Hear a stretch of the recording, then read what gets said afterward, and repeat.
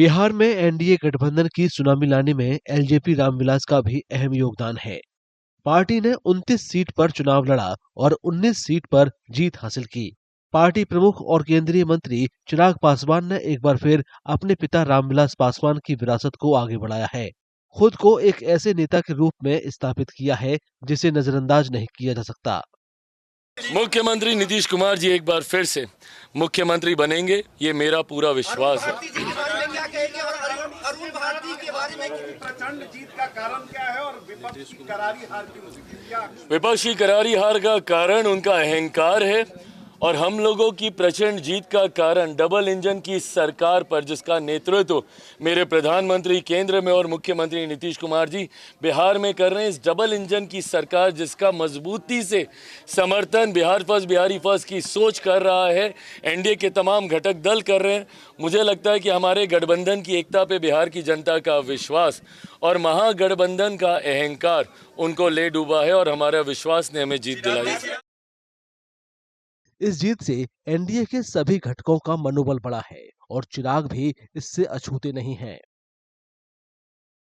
मैं बिहार की जनता को, बिहार की महान जनता को विशेष धन्यवाद और बधाई देता हूं कि जिस तरीके से एक ऐतिहासिक फैसला बिहार की जनता ने एनडीए को एक प्रचंड जीत देकर अगले 5 साल बिहार को विकास की राह पर गति देने की सोच के साथ ये फैसला लिया है।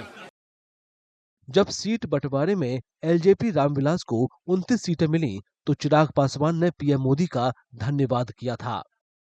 0 विधायक वाली पार्टी को 29 सीटें दे देना, एक सांसद को 5 सीटें, 0 विधायक को 29 सीटें दे देना लड़ने के लिए। अब अगर इसके बाद भी मेरी कोई नाराजगी होगी तो शायद मुझसे बड़ा कोई नाशुक्रा नहीं होगा। ऐसे में मेरा विश्वास जो प्रधानमंत्री के ऊपर है और उनका विश्वास जो मेरे ऊपर है, ये वादा करता हूं कि उस पर खरा उतरूंगा। एनडीए को एक प्रचंड जीत हासिल होगी। चुनाव नतीजों ने साबित कर दिया है कि भरोसा गलत नहीं था। ये बात उनके एक प्रतिद्वंदी ने भी स्वीकार की है। 2020 में कुछ रिजल्ट दूसरा हुआ था। उसकी वजह ये थी कि चिराग पासवान ने लगभग 24 सीटें आरजेडी को दिला दी थी वोट काट के, जेडीयू का, नीतीश जी की पार्टी का, और लगभग 10 सीटें हम लोगों को मिल गई थी नीतीश जी की पार्टी का वोट काटने की वजह कर चिराग पासवान जी ने कैंडिडेट खड़ा कर दिया था। और चूंकि चिराग पासवान जी ने कैंडिडेट खड़ा कर दिया था नीतीश जी की पार्टी के खिलाफ लोगों को, तो नीतीश जी के समर्थक जो थे उन्होंने चिराग पासवान जी की लोगों को वोट नहीं दिया था, जिसकी वजह से वो भी सीट हारी थी। तो ये सभी सीटों को अगर आप एक जगह जोड़ दीजिएगा तो जो आज का रिजल्ट है कमोबेश 2-4 सीट आगे पीछे करके ये हो गया। चिराग पूर्व केंद्रीय मंत्री स्वर्गीय रामविलास पासवान की दूसरी पत्नी रीना शर्मा के बेटे हैं। उनकी एक बहन निशा पासवान है। उनके पति अरुण भारती एलजेपी रामविलास से जमुई से सांसद हैं। चिराग ने बुंदेलखंड यूनिवर्सिटी झांसी के institute of engineering and technology से कंप्यूटर इंजीनियरिंग में सेकंड सेमेस्टर तक पढ़ाई की। कॉलेज छोड़ने के बाद उन्होंने 2011 में एक हिंदी फिल्म मिले ना मिले हम में अभिनय किया। इसके बाद चिराग ने राजनीति का रुख कर लिया। चिराग पासवान का राजनीतिक सफर 2014 में शुरू हुआ।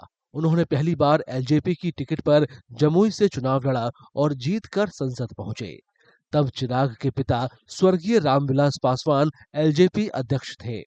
मई 2019 के लोकसभा चुनाव में चिराग ने दोबारा जमुई से जीत हासिल की। उसी साल 5 नवंबर को पिता की मौजूदगी में पार्टी ने चिराग पासवान को अपना अध्यक्ष चुना। अक्टूबर 2020 में रामविलास पासवान का निधन हो गया। पार्टी और परिवार को एकजुट रखने की जिम्मेदारी चिराग के कंधों पर आ गई। 2019 में चिराग पासवान ने नीतीश कुमार पर लोकसभा चुनावों के दौरान एलजेपी रामविलास के उम्मीदवारों के खिलाफ साजिश करने का आरोप लगाया। इसके बाद 2020 विधानसभा चुनाव से पहले चिराग एनडीए से अलग हो गए।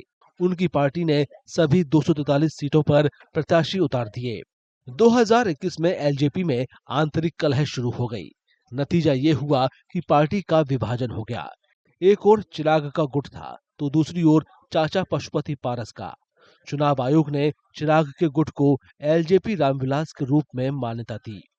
चिराग की अगुवाई वाली पार्टी 2024 लोकसभा चुनाव में एनडीए का हिस्सा बनी। पार्टी ने 100% स्ट्राइक रेट के साथ सभी सीटों पर जीत हासिल की। उनके बिहार फर्स्ट बिहारी फर्स्ट के नारे का जनता पर अभूतपूर्व असर पड़ा। मैं ये मानता हूं कि मेरे पिता जहां कहीं होंगे बहुत खुश होंगे। उन्होंने आज से ठीक 20 साल पहले अपनी मेहनत से, अपने परिश्रम से पार्टी को नई ऊंचाइयों तक लेकर गए थे। विभिन्न कारणों से विधानसभा में पार्टी ने उसके बाद वैसा प्रदर्शन नहीं दोहरा पाई। लोकसभा में वी बीन कंसिस्टेंट। 2014 से निरंतरता में हम लोग बढ़िया स्ट्राइक रेट से हम लोग लोकसभा जीते हैं, बट विधानसभा में वैसा प्रदर्शन हम लोग दोबारा नहीं कर पाए। आज मैं मानता हूं कि मेरे पिता जहां कहीं होंगे खुश होंगे, अपने पार्टी के कार्यकर्ताओं को आशीर्वाद दे रहे होंगे और जो मेहनत हम सब ने की है उस पर जरूर वो हम सब पे प्रसन्न होंगे। मौजूदा चुनाव में चिराग के कंधे पर पिता की विरासत को संजोने और आगे बढ़ाने की जिम्मेदारी थी, जिसे उन्होंने बखूबी निभाया है। इस जीत ने ये साबित कर दिया है।